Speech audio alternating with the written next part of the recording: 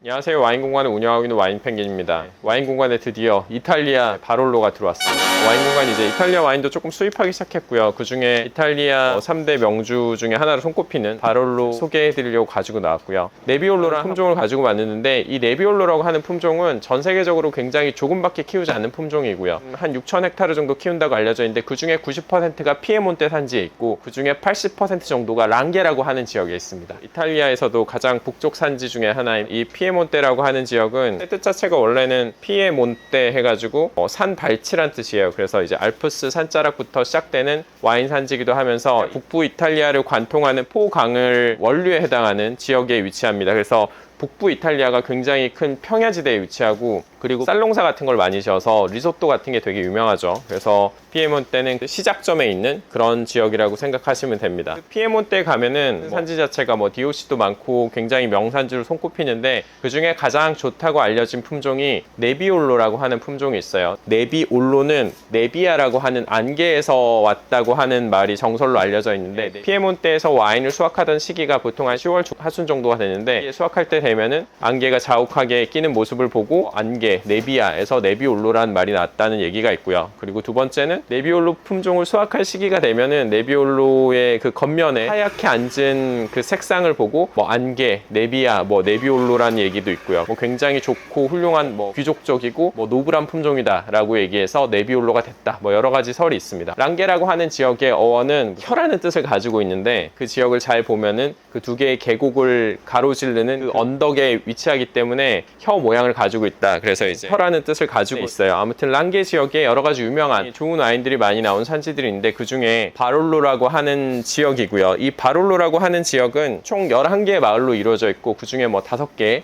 메인 마을로 얘기를 합니다. 그래서 바롤로를 보통 스타일을 얘기할 때, 네비올로 품종이 원래 그렇지만 굉장히 때로화가 좋아야 좋은 와인을 만들 수가 있기 때문에 그 피에몬테 바롤로 지역에서만 좋은 그 네비올로가 나온다고 얘기를 하고 있고요.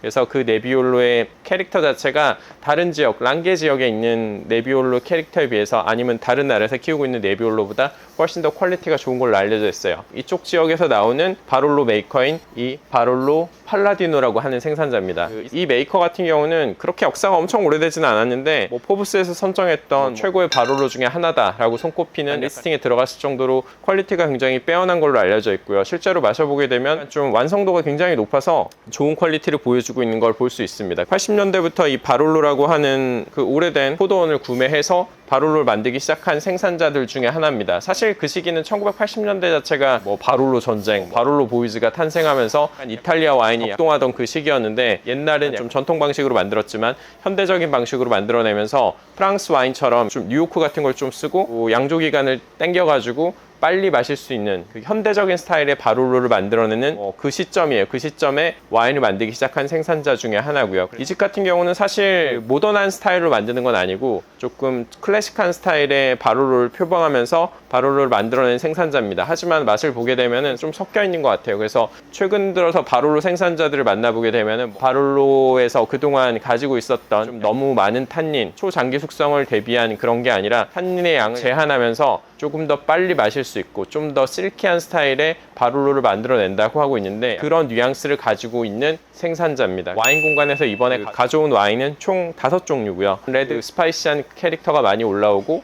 굉장히 진한 뉘앙스의 바르베라 품종을 가지고 만드는 바르베라 달바가 있고요. 그리고 두 번째로는 네비올로 품종으로 만든 네비올로 달바가 있습니다. 알바 지역에서 나오는 네비올로를 가지고 와인을 만들었다라는 뜻이라고 보시면 되고, 보통 이 네비올로 달바를 가지고 베이비 바롤로라고 얘기하면서 바롤로랑 비슷한 뉘앙스를 갖고 있다고 그렇게 얘기를 하죠. 그리고 세 번째, 그러니까 이 집에서 나오는 첫 바롤로가 이 바롤로 델 꼬민디 세라룬가 달바라고 써져 있는 이 와인인데, 이건 사실 그 세라룬가 달바 지역에 팔라디노가 5개의 포도밭을 가지고 있는데, 거기 있는 걸 섞어서 만드는 바롤로입니다. 그래서 이름은 이렇게 돼 있지만 너무 어려워서 저희는 이제 바롤로 세라룬가 달바라고 해서 출시하고 있는 바롤로입니다. 그 중에서도 이 집이 가지고 있는 1급 밭에 가까운, 사실 거기에 이탈리아 바롤로 지역에는 원래 등급 같은 거는 존재하지 않고요. 만들어 가려고 노력하고 있는데, 그 중에 좋은 밭이다라고 알려진 파라파다라고 하는 포도밭입니다. 이 지역은 굉장히 고른 때루아를 가지고 있어서 좀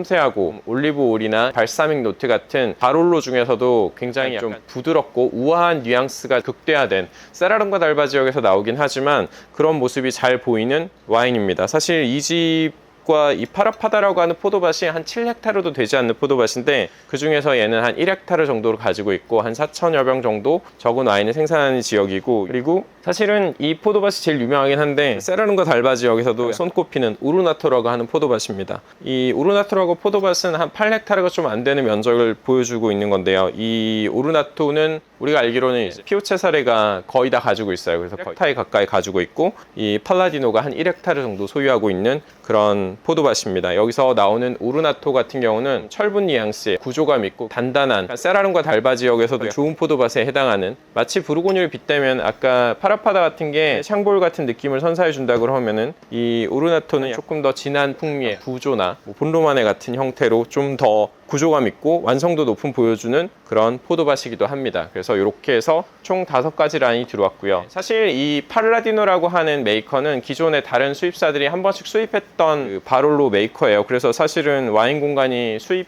예정엔 없었는데 어느 순간 보니까 그 다른 수입사에서 수입 리스트에서 빠져 있더라고요. 알아보니까 옛날까지는 수입을 했었는데 최근 들어서 수입을 안 한 지 오래돼서 올해 2월에 있었던 빈엑스포 파리에 가서 야, 너네 와인 우리가 수입할 수 있냐라고 물어보니까 아 괜찮다 된다 그러더라고요. 그래서 저희가 수입사로 바뀌었습니다. 기존에 저희가 받았던 단가가 있는데 그거보다 훨씬 더 좋은 가격에 지금 릴리즈를 하고 있고요. 그래서 사실은 같이 마셔보셨던 분들이 뭐 파라파다랑 우르나토 같은 걸 마셔보면서 굉장히 많이 박스로 사고 있는 대표적인 와인입니다. 와인 공간에서 이제 이탈리아 와인들을 수입하기 시작했고요. 예전에 수입하던 가격보다 확 낮춰가지고 기회가 되실 때, 재고가 있을 때 와서 한번 드셔보시면 좋지 않을까. 그리고 저희가 조만간 뭐 세미나나 시음회 같은 거를 통해서 이 와인들이 많이 소개될 거니까 그 자리에서 한번 드셔보시고 평가하는 것도 좋을 거라고 생각을 합니다. 그리고 저희가 뭐 클래스 이런 것들을 통해서 이런 뭐 네비올로 같은 애들은 가끔 만나실 수 있을 것 같아요. 팔라디노 와인에 대해서 좀 관심을 가져주시고 한 번쯤 트라이 해보시면 좋을 것 같습니다.